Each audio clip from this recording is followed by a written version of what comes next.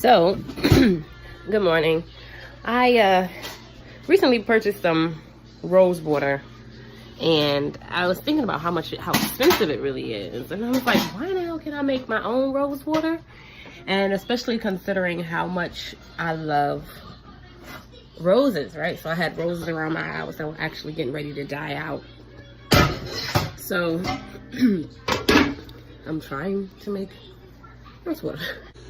So these roses were getting ready to die, and so I just peeled them off the stem.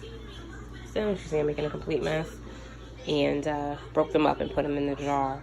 Now I'm gonna dump this all into a large pot.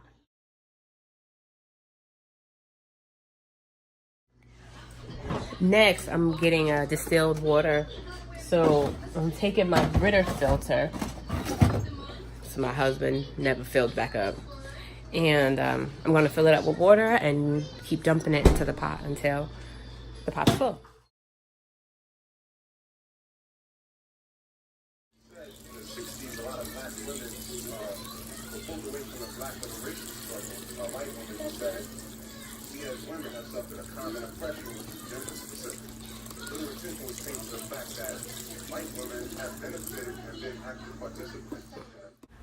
So now we want to make sure that we submerge all the flowers, the rose petals, into the water. Just push them down until they're up under. They're going to float back up, but at least it's touched the water.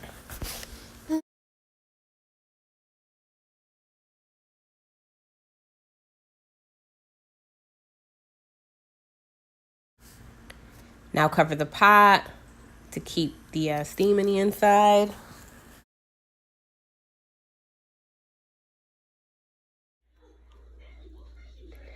So they're not completely done yet. You want to boil them until the color is completely out of the roses. As you can see, some of them are extremely faded. You know, most of these are red roses.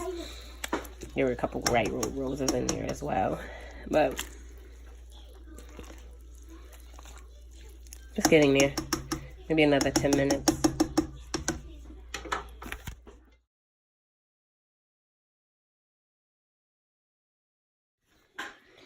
See, this is a lot better.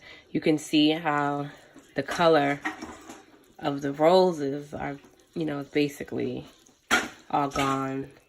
And you see the water is the color of the rose.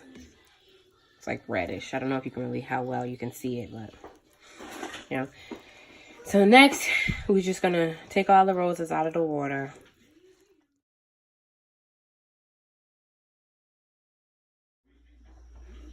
It's all set.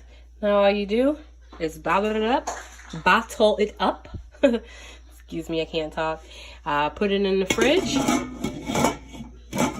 and use it whenever you need to.